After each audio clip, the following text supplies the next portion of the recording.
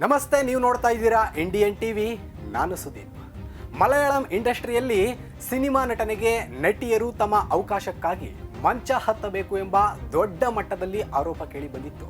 ಇದೆಲ್ಲ ನಮ್ಮೆಲ್ಲರಿಗೂ ಕೂಡ ಗೊತ್ತಿರುವಂತಹ ವಿಷಯವೇ. ಈ ಬೆನ್ನಲ್ಲೇ ಇದೀಗ ತಮಿಳು, ತೆಲುಗು ಹಾಗೂ ಕನ್ನಡದಲ್ಲೂ ಕೂಡ ನಟಿಯರು ಧ್ವನಿ ಎತ್ತುತ್ತಾ ಇದ್ದಾರೆ. ಕನ್ನಡ ಇಂಡಸ್ಟ್ರಿಯಲ್ಲಂತೂ ಇದೇ ವಿಚಾರ ಇದೀಗ ಜೋರಾಗಿ ಚರ್ಚೆ ಆಗ್ತಾ ಇರೋದು. ಕೊನೆಗೆ ಇದು ಸಿಎಂ ಅಂಗಳವನ್ನು ಕೂಡ ತಲುಪ್ತಾ ಇದೆ. ಕನ್ನಡದ ಹಲವು ನಟಿಯರು ಸಂಕಟವನ್ನ ಅನುಭವಿಸ್ತಾ ಇದ್ದಾರೆ ಎಂಬ ಸುದ್ದಿ ಹರಿದಾಡ್ತಾ ಇದೆ. ಮೊದಲು ನಟಿ ಭಾವನಾ ಮೆನನ್ ತಮಗಾದ ನೋವಿನ ಬಗ್ಗೆ ಒಂದಷ್ಟು ವಿಚಾರವನ್ನ ಹಂಚಿಕೊಂಡಿದ್ರು. ಮಲಯಾಳಂ ಸಿನಿಮಾ ಇಂಡಸ್ಟ್ರಿಯ ಸೂಪರ್ ಸ್ಟಾರ್ ಆಗಿರುವಂತಹ ದಿಲೀಪ್ ರಿಂದ ತಾವು ಅನುಭವಿಸಿದ್ದ ನೋವನ್ನ ಎಲ್ಲೆಡೆ ತೆರೆದಿಟ್ಟಿದ್ರು. ಅಂದ್ರೆ ಫೆಬ್ರವರಿ 17, 2017ರಲ್ಲಿ ಶೂಟಿಂಗ್ ಮುಗಿಸಿಕೊಂಡು ಭಾವನಾ ಹೋಗ್ತಾ ಇರ್ತಾರೆ. ಅಂದು ರಾತ್ರಿ ಇದ್ದಕ್ಕಿದ್ದ ಹಾಗೆ ಒಂದಷ್ಟು ಜನ 2 ಗಂಟೆಗಳ ಕಾಲ ನಟಿ ಭಾವನಾರನ್ನ ಕಿಡ್ನಾಪ್ ಮಾಡ್ತಾರೆ. ಭಾವನಾಗೆ ಹಿಂಸೆ ಕೊಟ್ಟಿದ್ದನ್ನ ವಿಡಿಯೋವನ್ನು ಕೂಡ ಮಾಡಿಕೊಳ್ತಾರೆ. ನಂತರ ಭಾವನಾ ಆಸ್ಪತ್ರೆಯಲ್ಲಿ ಟ್ರೀಟ್ಮೆಂಟ್ ತೆಗೆದುಕೊಳ್ತಾರೆ. ಅದಾದ ಬಳಿಕ ಕೊನೆಗೆ ಒಂದಷ್ಟು ಜನರ ವಿರುದ್ಧ ದೂರನ್ನು ಕೂಡ ಕೊಡ್ತಾರೆ. ತನಿಖೆಯಲ್ಲಿ ನಟ ದಿಲೀಪ್ ಹೆಸರು ಕೇಳಿಬರುತ್ತೆ. ದಿಲೀಪ್ ಮದುವೆಯಾಗಿ ಬೇರೊಬ್ಬರ ಜೊತೆ ಅಫೇರ್ ಇಟ್ಟುಕೊಂಡಿರ್ತಾರೆ. ಇದನ್ನ ಭಾವನಾ ಆತನ ಹೆಂಡತಿಗೆ ಹೇಳಿದ ಕಾರಣಕ್ಕೆ ಕಿಡ್ನಾಪ್ ಮಾಡಲಾಯಿತು ಎಂಬ ಆರೋಪ ಕೇಳಿಬರುತ್ತೆ. ಆದರೆ ಯಾರೂ ಕೂಡ ಈ ಒಂದು ಹೋರಾಟಕ್ಕೆ ಭಾವನಳ ಪರವಾಗಿ ಯಾರೂ ಕೂಡ ನಿಲ್ಲಲ್ಲ.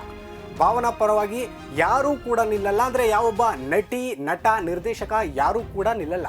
ಎಲ್ಲರೂ ಕೂಡ ದಿಲೀಪ್ ಪರಾನೇ ನಿಂತುಕೊಳ್ತಾರೆ. ಆದರೆ ಭಾವನಾ ಗಟ್ಟಿಯಾಗಿ ಒಬ್ಬರೇ ನಿಂತು ಹೋರಾಟವನ್ನ ಮಾಡ್ತಾರೆ. ದಿಲೀಪ್ ಮುಖವಾಡ ಕೊನೆಗೆ ಕಳಚಿ ಬೀಳುತ್ತೆ. ಅದಾದ ನಂತರ ಬಳಿಕ ಕನ್ನಡದಲ್ಲಿ ನಟಿ ಶ್ರುತಿ ಹರಿಹರನ್ ಪ್ರಖ್ಯಾತ ನಟನ ಬಗ್ಗೆ ಆರೋಪವನ್ನ ಮಾಡಿದ್ರು. ಈ ಎಲ್ಲ ಆದ ಮೇಲೆ ಮಲಯಾಳಂ ಸಿನಿಮಾ ಇಂಡಸ್ಟ್ರಿಯಲ್ಲೂ ಕೂಡ ಅಲ್ಲಿನ ಸರ್ಕಾರ ಜಸ್ಟಿಸ್ ಹೇಮಾ ಕಮಿಟಿಯನ್ನು ರಚನೆ ಮಾಡುತ್ತೆ. ಎಲ್ಲವನ್ನು ಸುದೀರ್ಘ ಅಧ್ಯಯನ ಮಾಡಿದ ನಂತರ ಒಂದು ವರದಿ ಬರುತ್ತೆ. ಇದು ಎಲ್ಲರನ್ನ ಬೆರಗುಗೊಳಿಸುತ್ತೆ. ಹೆಣ್ಣು ಮಕ್ಕಳನ್ನ ತಮ್ಮಿಷ್ಟದಂತೆ ಬಳಸಿಕೊಳ್ತಾ ಇದ್ದಾರೆ ಎಂಬೆಲ್ಲ ಸುದ್ದಿ ಇರುತ್ತೆ. ಇದೀಗ ಕನ್ನಡದಲ್ಲೂ ಕೂಡ ನಟಿಯರು ಇದೇ ವಿಚಾರದಲ್ಲಿ ಒಗ್ಗಟ್ಟಾಗಿದ್ದಾರೆ. ಫೈರ್ ಎಂಬ ಸಂಘಟನೆ ಇದೆ. ಕವಿತಾ ಲಂಕೇಶ್ ಇದರ ಅಧ್ಯಕ್ಷರು. ನಟ ಚೇತನ್ ಕೂಡ ಇದರಲ್ಲಿ ಕಾರ್ಯನಿರತರಾಗಿ ಕೆಲಸ ಮಾಡ್ತಾ ಇದ್ದಾರೆ. ಈ ಫೈರ್ ಸಂಸ್ಥೆಯಿಂದ ನಮ್ಮಲ್ಲೂ ಇದೇ ರೀತಿ ಕೆಲಸಗಳು ನಡೀತಾ ಇವೆ ಎಂದು ಸಿಎಂಗೆ ಮನವಿಯನ್ನ ಕೊಡಲಾಗಿದೆ.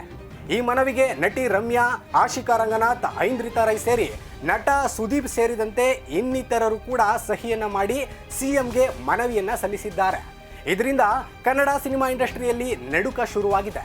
ಒಟ್ಟಿನಲ್ಲಿ ಈ ತನಿಖೆ ಯಾವ ಹಂತಕ್ಕೆ ಹೋಗಿ ತಲುಪುತ್ತೆ ಕಾದು ನೋಡಬೇಕಾಗಿದೆ. ಇದಿಷ್ಟು ಈ ಕ್ಷಣದ ಡೀಟೇಲ್ಸ್. ಹೆಚ್ಚಿನ ಅಪ್ಡೇಟ್ಸ್ಗಳಿಗಾಗಿ ನೋಡ್ತಾ ಇರಿ ಇಂಡಿಯನ್ ಟಿವಿ.